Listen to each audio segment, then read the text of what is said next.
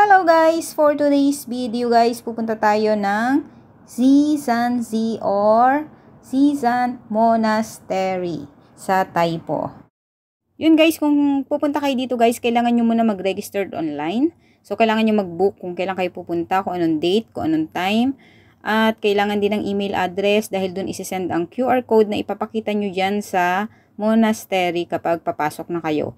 Kailangan ng email address, Hong Kong ID, CP number at full name. So, yun, ihanda nyo yun guys kapag magbubook kayo online. So, yun for today's video guys, ituturo ko sa inyo kung paano pumunta sa monastery.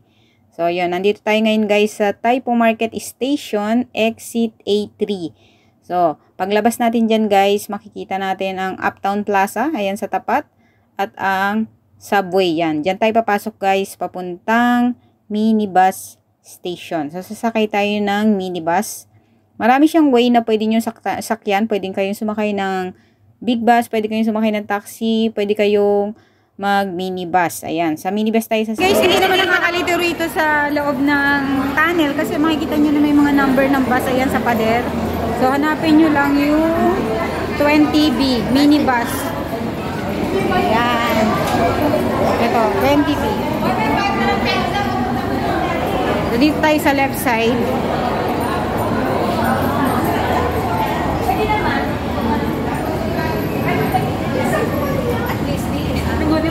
Ayan.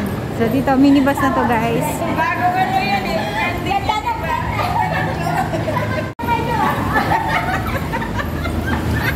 Bakit nga? Sige nga. Na tayo sa minibus. So, hanapin natin ang 20B.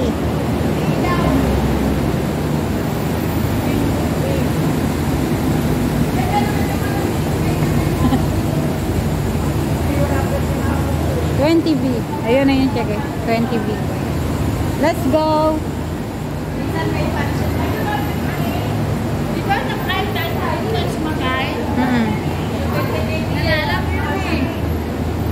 Ayan na, 20B. So, 20B kapag Sunday at saka public holiday. Itong 20T kapag weekdays. So, pupunta kayo ng weekdays. Kung pupunta kayo ng weekdays, ang sasakyan nyo ay 20 feet. Ayan. So, kung ano naman, 20B kapag pupunta kayo ng Sunday at public holiday. NR 532, yan. Pwede rin daw sumakay dyan. Sa NR 532.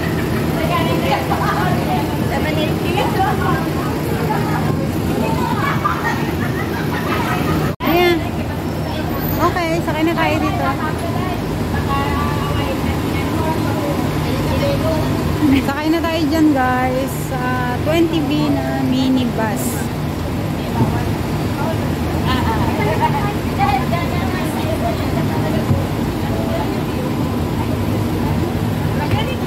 Magkano ba masahe? 750. Dito pa yung lani. Mangyaw ka, season 6. Bye. Okay. 12:35 tayo umalis dito sa Taipo Market Station.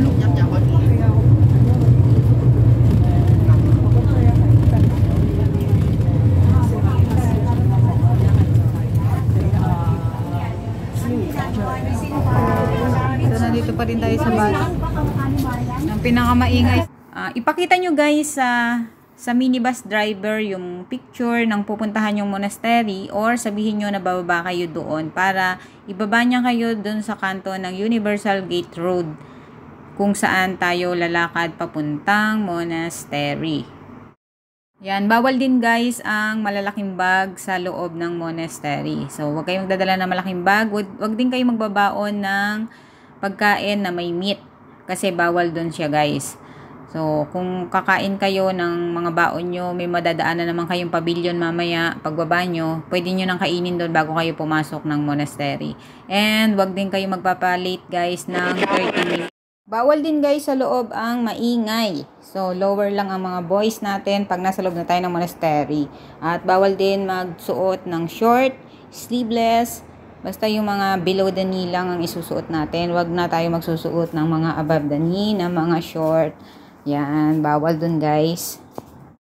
Kapag nasa loob guys ng mga museum ng monastery, bawal ang selfie stick, bawal din mag-video sa loob, pero pwedeng mag-picture. So, ipapaliwanag naman sa inyo guys at maraming nag-a-assist doon sa loob. Ayan, nasa 35 minutes ang biyahe ng minibus galing Taipo Market. So, yan, nandito pa rin kami sa minibus. 750 ang pamasahe dito guys. Dun sa NR 532 na shuttle bus is 780. So, hindi naman sila masyadong nagkakalayo. Kaya kahit alin doon ang sakyan nyo, pwede. Pakita nyo lang sa driver kung saan kayo bababa para hindi kayo lumagpas. Dahil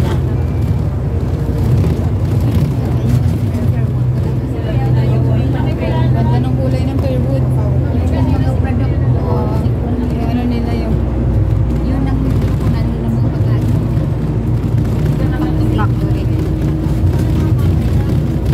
Parang mga ano dito yung mga factory na. Yung dyan, yung mga frozen foods ba niya? Kung wala niya, isa ito tawag na. Si tita hindi pa lang kasama na siya. Ang ganda ng mga ano na yan.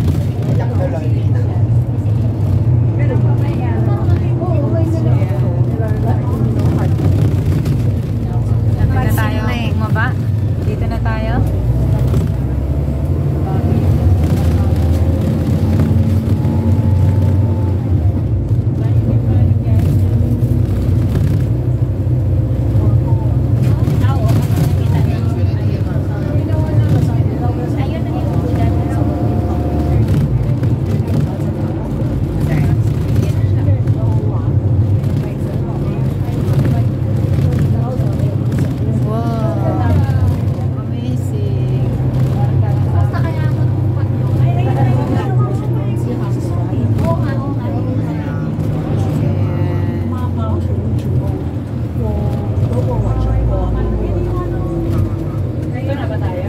Patsinling.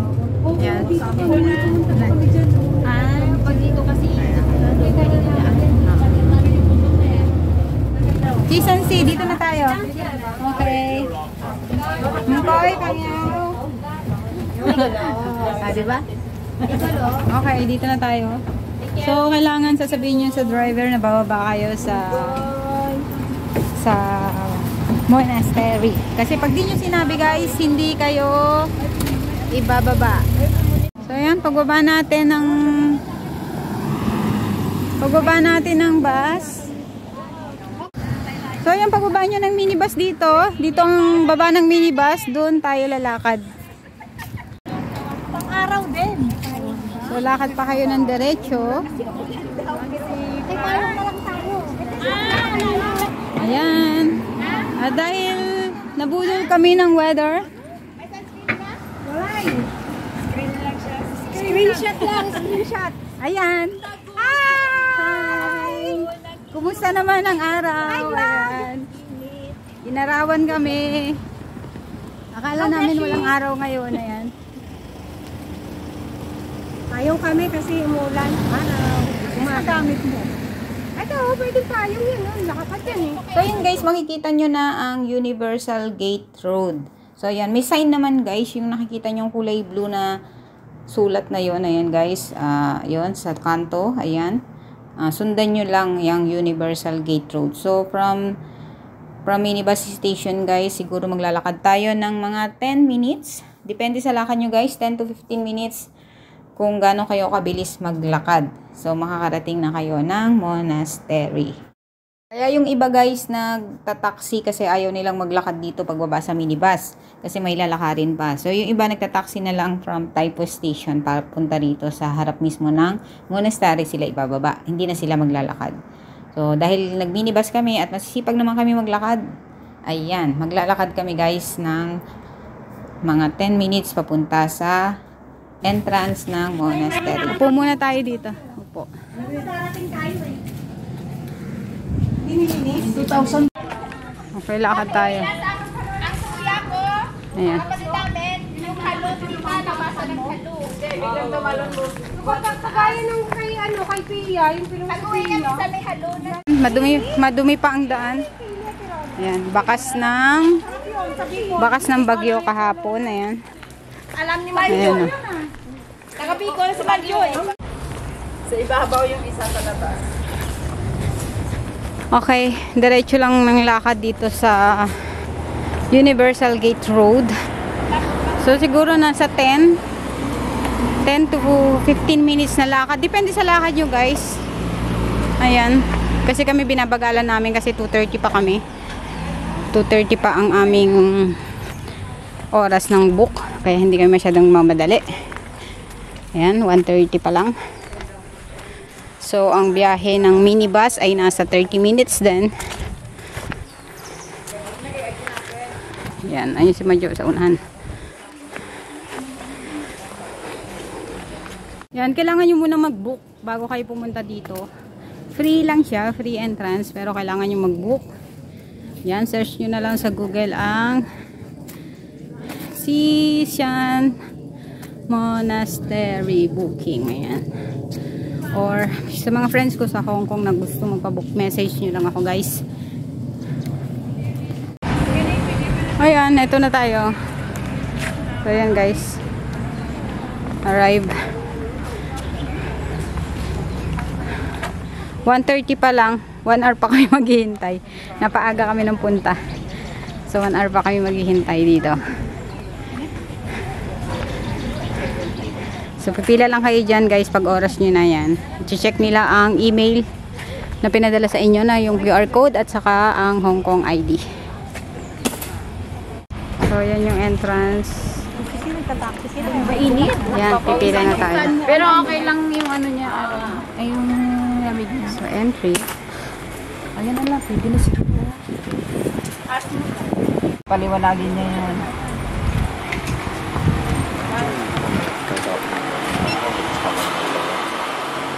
So, yan. So, papakita nyo lang yung email address, yung email sa inyo na QR code at ang Hong Kong ID. Tapos, bibigyan na kayo ng ito, guys. Ayan o, ganyan. Yan, ang aming Ayusin naman kasi, ID. Ako entrance dito. So, yan. Pasok na tayo. Dito. Balik. Ay, ko. Meron tayong ano.